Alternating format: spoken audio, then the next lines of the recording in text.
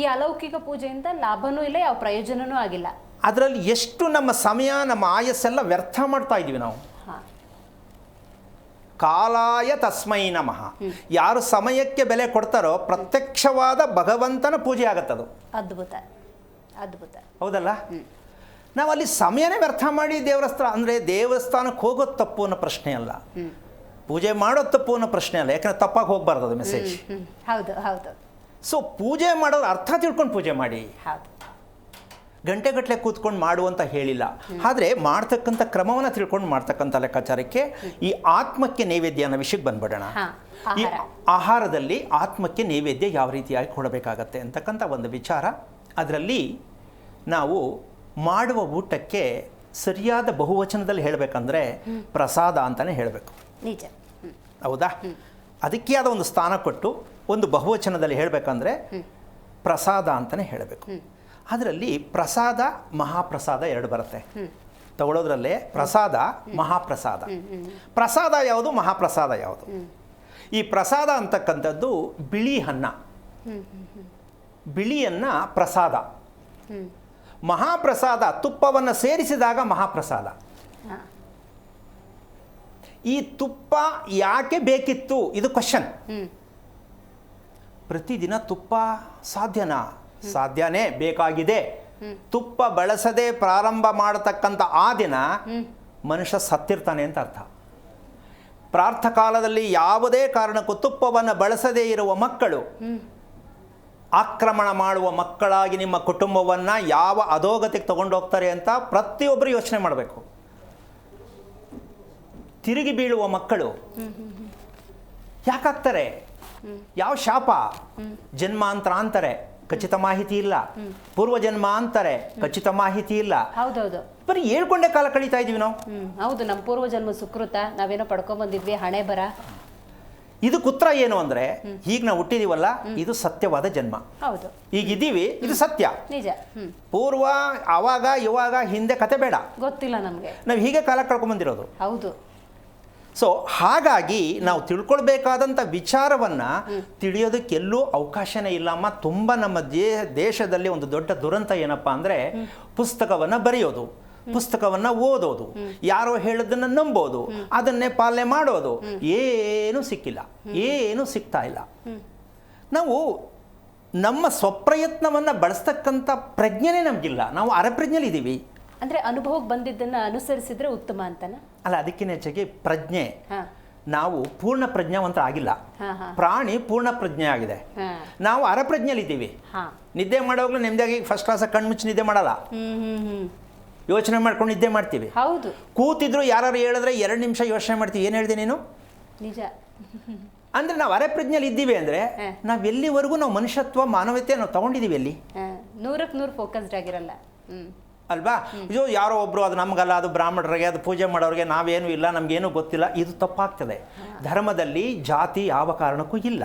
ನಿಮ್ಮ ವೈಯಕ್ತಿಕ ಮಾಡ್ಕೋಬೇಕು, ಮಾಡ್ಕೊಳ್ಳಿ. ಇಲ್ಲಿ ಪ್ರಪಂಚದಲ್ಲಿ ಇರ್ತಕ್ಕಂಥ ಕಣ್ಣು, ಸೂರ್ಯ ಒಬ್ಬರೇ, ಭೂಮಿ ಒಂದೇ. ಅದನ್ನು ನಾವು ಹಲವಾರು ರೀತಿಯಲ್ಲಿ ಚೇಂಜ್ ಮಾಡಿಕೊಂಡು ನಾವು ಬಳಸ್ತಾ ಇದ್ವಿ ಭೂಮಿಯನ್ನು. ಒಂದು ಭೂಮಿಯನ್ನು ಬೇರೆ ಬೇರೆ ರೀತಿ ಮಾಡ್ತಾ ಇದ್ದೀವಿ. ಆ ರೀತಿಯಾಗಿ ಈ ವಿಚಾರ ಮುಗಿಸ್ಬಿಡ್ತೀನಿ. ಇದು ಮಹಾಪ್ರಸಾದ ಅಂತಕ್ಕಂಥ ವಿಚಾರವನ್ನು ಮುಗಿಸ್ತೀನಿ. ನಾವು ಆ ತುಪ್ಪವನ್ನು ಕೊಡ್ತಕ್ಕಂತಹ ಒಂದು ಲೆಕ್ಕಾಚಾರಕ್ಕೆ ಯಾಕಲ್ಲಿ ತುಪ್ಪ ಬೇಕಾಗತ್ತೆ ಪ್ರಶ್ನೆ ಬರುತ್ತೆ. ಅದಕ್ಕೆ ನಾವೊಂದು ಮಧ್ಯೆ ಒಂದು ಅಡ್ಡ ಬರ್ತೀವಿ. ಎಲ್ಲರೂ ಅಷ್ಟು ಸುಲಭವಾಗಿ ತುಪ್ಪ ಬಳಸೋಕ್ಕಾಗತ್ತಾ? ಒಂದು. ಎರಡನೇದು, ಹಸುವಿನ ತುಪ್ಪ ಬೇಕು ಅಂತ ಹೇಳ್ತೀರಿ, ಎಲ್ಲಿ ತರೋಣ ಇವಾಗ? ಅಲ್ವಾ? ಆದರೆ ನಮಗೀಗ ಸಿಗ್ತಾ ಇದೆ ತುಪ್ಪ ಅಂತ ಒಪ್ಕೋಬೋದಲ್ಲ. ಅದನ್ನು ನಾವು ಹೀಗೆ ಬೇಕು. ಈಗ ಅಭಿಷೇಕಕ್ಕೆ ಹಸುವಿನ ಹಾಲೇ ಬೇಕು, ಪ್ಯಾಕೆಟ್ ಹಾಲೇ ಮಾಡ್ತಾ ಇದ್ದೀವಿ. ದೇವರಿಗೆ ನಾವು ಪೂರ್ಣವಾಗಿ ನಮ್ಮ ಕಡೆ ಎಳ್ಕೊಂಡ್ಬಿಟ್ಟಿದ್ದೀವಿ, ನಾವು ಹಾಕೋದು ನಾವು ಮಾಡೋದು ಮಾಡಿಸ್ಕೊಳಪ್ಪ ಅಂತ. ಬಟ್ ನಾವು ಚೇಂಜ್ ಆಗಬಾರ್ದು ಅಂತ ಏನು ಗೆಲ್ಲಕ್ಕ ಮಾಡ್ಬೋದಲ್ವಾ? ಹಾಗೆ ಆ ತುಪ್ಪವನ್ನು ಬಳಸ್ತಕ್ಕಂತಹ ವಿಧಾನ ಏನಪ್ಪ ಅಂತಂದರೆ, ನಮ್ಮ ಕರಳು ನಿನ್ನೆ ದಿನ ತಿಂದಂತಹ ಏನೆಲ್ಲ ತಿಂದಿರ್ತೀವಿ ನಮಗಿಷ್ಟವಾದದ್ದು ಅದು ಒಳಗಡೆ ವಿಷವಾಗಿ ನಮ್ಮನ್ನು ಒಂದು ಕಡೆ ಕಾಡಿಸ್ತಾ ಇರುತ್ತೆ. ಅದು ನಮಗೆ ಗೊತ್ತಿಲ್ಲ. ಹಿಂದಿನ ದಿವಸದ ಆಹಾರ, ನಿನ್ನೆ ದಿನ ತಿಂದಂತಹ ಆಹಾರ, 3 ಸಮಯ ಏನು ಬಳಸಿದ್ರೋ ಅದು ನಿಮಗೆ ವಿಷವಾಗಿ ನಿಮ್ಮನ್ನು ಕಾಡಿಸ್ತಾ ಇರುತ್ತೆ. ಅದು ಹೇಗೆ ವಿಷ ಆಗತ್ತೆ? ಬೆಳಿಗ್ಗೆ ಬೇಗ ಏಳಕ್ಕಾಗಲ್ಲ. ಎದ್ದರೂ ಮನಸ್ಸಿಗೆ ಖುಷಿ ಇರಲ್ಲ, ಅದೇ ವಿಷ. ಈಗ ಆ ವಿಷವನ್ನು ನಾವು ಶುದ್ಧಿ ಮಾಡಬೇಕಾ ಬೇಡವಾ? ಬೇಕು. ಆ ಶುದ್ಧಿ ಮಾಡೋದಕ್ಕೆ ತುಪ್ಪ ಬೇಕಾಗತ್ತೆ. ತಿನ್ನೋ ಆಹಾರಕ್ಕೂ ಮನಸ್ಸಿಗೂ ಎಲ್ಲಿಂದ ಲಿಂಕು? ಅಲ್ಲ ಹೇಳ್ತಿದ್ದೀನಿ, ಈಗ ನಿಮ್ಮಲ್ಲಿ ಆಹಾರ ಏನಿದೆಯೋ ನಿಮ್ಮ ಮೆದುಳು ಮತ್ತು ನರಮಂಡಲ ಅದಕ್ಕೆ ಲಿಂಕ್ ಇರೋದು. ಮೆದುಳು ಮತ್ತು ನರಮಂಡಲ ಇದೆರಡು ಬಿಟ್ಟು ದೇಹದಲ್ಲಿ ಇನ್ನೇನು ನೀವು ಕಾಣೋಕ್ಕಾಗಲ್ಲ. ನರಮಂಡಲವನ್ನು ಗ್ರಹಿಸಬೇಕು ಅಂದರೆ ನಿಮ್ಮ ಆಹಾರನೇ ಮೂಲ ಅಲ್ಲಿ. ಅದಕ್ಕೆ ಉದಾಹರಣೆ ಹೇಳ್ತೀನಿ. ನರಮಂಡಲದ ಸಮಸ್ಯೆ ಯಾಕೆ ಅನುಭವಿಸ್ತಾ ಇದ್ದೀವಿ ಅಂದರೆ ಇವತ್ತು ಸಾಕಷ್ಟು 90% ನರಮಂಡಲದ ಸಮಸ್ಯೆ ಇದೆಯಾ ಇಲ್ವಾ ನೀವೇ ಯೋಚನೆ ಮಾಡಿ. ಇದೆ ಇದೆ. ಆ ಆಹಾರಕ್ಕೆ ಲಿಂಕ್ ಕೊಡಲಿಲ್ಲ ಅಂದರೆ ಈ ರೀತಿ ಅನುಭವಿಸುವಂಥ ಕಟ್ಬುತ್ತಿ. ಇದು ಫಸ್ಟ್ ಆಪ್ಷನ್. ದೋಷ ಎರಡೇ ಮನುಷ್ಯನಿಗಿರೋದು, ಯಾರೇ ವ್ಯಕ್ತಿ ಆಗಿರಲಿ, ಎರಡೇ ದೋಷ ಇರೋದು. ಒಂದು ಆಹಾರ ದೋಷ, ಇನ್ನೊಂದು ಮಗು ಹುಟ್ಟಿದ ಸ್ಥಳದ ದೋಷ. ಓಕೆ. ಇದೆರಡು ಬಿಟ್ಟರೆ ಇನ್ಯಾವ ಕಾರಣಕ್ಕೂ ಯಾವುದೇ ದೋಷಗಳು ಇತಿಹಾಸದಲ್ಲಿ ಇಲ್ಲ ಅಮ್ಮ. ಅದು ನಿಮ್ಮ ವೈಯಕ್ತಿಕ ಏನು ಬೇಕಾದ್ರೆ ತಿಳ್ಕೊಳ್ಳಿ. ಓಕೆ. ಸ್ಥಳದೋಷ ಏನು ತಗೊಳುತ್ತೆ ಅಂದರೆ ಅದು ಮೆದುಳು ಅಂತಕ್ಕಂಥದ್ದು ಉತ್ಪತ್ತಿ ಆಗ್ತಕ್ಕಂಥ ಏನೇ ಇರುತ್ತೆ ಆ ತಾಯಿ ಭ್ರೂಣ ವ್ಯವಸ್ಥೆಯಲ್ಲಿ ಮಗು ಗರ್ಭದಲ್ಲಿ ಇರಬೇಕಾದಂತಹ ಸ್ಥಳದಲ್ಲಿ ಎಲ್ಲಿರ್ತಾರೆ ಆ ಜಾಗದ ಪರಿಸರದ ಮೇಲೆ ಆ ಮಗು ಮೈಂಡ್ ರೆಡಿ ಆಗುತ್ತೆ. ಅದು ನಮಗಿನ್ನೂ ಗೊತ್ತಾಗಿಲ್ಲ. ಮದುವೆ ಒಂದು ಕಡೆ, ಮಗು ಮಾಡ್ಕೊಳ್ಳೋದು ಒಂದು ಕಡೆ, ವಾಸ ಮಾಡೋದು ಒಂದು ಕಡೆ, ಏನು ಮಾಡೋದು? ಬದುಕಬೇಕಲ್ಲ. ಕರೆಕ್ಟ್. ಅಂದರೆ ನೀವು ಬದುಕಕ್ಕೆ ಹುಟ್ಟಿದ್ದೀವಿ ಅಂತಂದರೆ ನೀವು ನೆಮ್ಮದಿ, ಆರೋಗ್ಯ, ಅಭಿವೃದ್ಧಿ ಕೇಳಬೇಡಿ. ನೀವೇ ಆರಿಸ್ಕೊಂಡಿದ್ದು. ಬದುಕಬೇಕಲ್ಲ ಅಂದರೆ ಅದು ನೀವೇ ಆರಿಸ್ಕೊಂಡಿದ್ದು. ಹೋಗ್ಲಿ ಬದುಕಿದೆಯಾ, ಹೋಗ್ಲಿ ಬದುಕೋಕ್ಕಾಗಿದೆಯಾ? ಇಲ್ಲ. ಮತ್ತು ಹೆಂಗೆ ಬದುಕ್ತೀಯಾ ನೀನು? ಅಮ್ಮ, ಯಾವ ರಸ್ತೆಯಲ್ಲಿ ಹೋಗಬೇಕು, ಯಾವ ರಸ್ತೆಯಲ್ಲಿ ಹೋದ ಏನು ಸಿಗುತ್ತೆ ಆ ರಸ್ತೆಯಲ್ಲಿ ಹೋದರೆ ಅದು ಸಿಗೋದು. ನನಗೂ ಶಾರ್ಟ್ ಕಟ್ಟಲ್ಲಿ ಹೋಗ್ತೀನಿ ಅಂದರೆ ಸಿಗ್ಲಿಕ್ಕೆ ಸಾಧ್ಯ ಇಲ್ಲ. ನಿಜ. ಹಾಗಾಗಿ ಆಹಾರವನ್ನು ನಾವು ಮಕ್ಕಳಿಗೆ ಇದನ್ನು ಮಗು ಮಾಡ್ಕೊಳ್ಳೋಕೆ ಮುಂಚೆ, ಮದುವೆ ಮಾಡ್ಕೊಳ್ಳೋಕೆ ಮುಂಚೆ ತಂದೆ ತಾಯಿ ಸ್ಥಾನ ನಾವು ಮುಂದೆ ಆಗ್ತೀವಿ ಅಂತ ಗೊತ್ತಿರುತ್ತೆ, ಮದುವೆ ಆಗ್ತೀವಿ ಅಂತ ಗೊತ್ತಿರುತ್ತೆ. ಅವರ ತಂದೆ ತಾಯಿ ಕೂಡ ಇವ್ರಿಗೆ ಅದನ್ನು ಮಾಡಿಲ್ಲ. ಹೌದು, ಮಾಡಿಲ್ಲ. ತಪ್ಪಲ್ಲೇ ಇದೆ. ಅದರಿಂದಕ್ಕೆ ಹೋಗಿ ಆ ತಪ್ಪು ಹಂಗೆ ಹೋಗ್ತಾ ಇದೆ, ಅದು ಆಲ್ಟ್ರೇಷನ್ ಆಗಿಲ್ಲ. ಈಗ ನೆಕ್ಸ್ಟ್ ಈ ಮಗು ಬಂದಿದೆ. ಆ ಮಗುವಿಗೆ ನಾವು ಬೆಳಿಗ್ಗೆ ಎದ್ದ ತಕ್ಷಣ ಕೊಡ್ತಾ ಇರ್ತಕ್ಕಂಥದ್ದು ವಿಷ ಯಾವುದಾಗತ್ತೆ ಅಂದರೆ, ಅಮ್ಮ ಕೆಲವ್ರಿಗೆ ಕೇಳೋದು ಸ್ವಲ್ಪ ಬೇಜಾರಾಗ್ಬೋದು, ಅದು ತಿಳ್ಕೊಳ್ಳೇಬೇಕು. ಅನ್ನಕ್ಕೆ ಮಸಾಲೆಯನ್ನು ಯಾರು ಬೆರೆಸ್ತಾರೋ, ಅನ್ನಕ್ಕೆ ಮಸಾಲೆಯನ್ನು ಯಾರು ಬೆರೆಸ್ತಾರೋ ಅದು ವಿಷದ ರೀತಿಯಲ್ಲಿ ಮೆದುಳು ಮೇಲೆ ತುಂಬ ಪರಿಣಾಮ ಬೀರುತ್ತೆ. ಏನದು? ಸಾಸಿವೆ, ಕರಿಬೇವು, ಉದಾಹರಣೆ ಹೇಳ್ತಾ ಇರ್ತಾನೆ ನಾನು. ಕಾಳುಮೆಣಸು.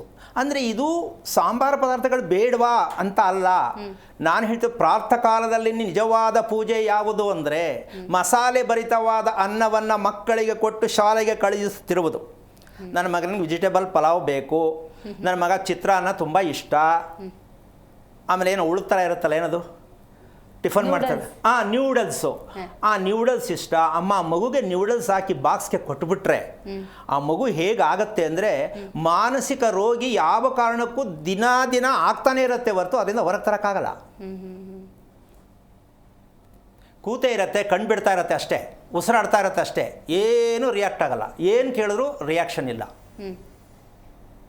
ಮಕ್ಕಳನ್ನ ಚೆನ್ನಾಗಿ ಓದಿಸ್ಬೇಕು, ಚೆನ್ನಾಗಿ ಬೆಳೆಸ್ಬೇಕು, ಜ್ಞಾನವಂತರನ್ನಾಗಿ ಮಾಡಬೇಕು. ಎಲ್ಲಿದೆ ಜ್ಞಾನ ಮಾಡೋದಕ್ಕೆ?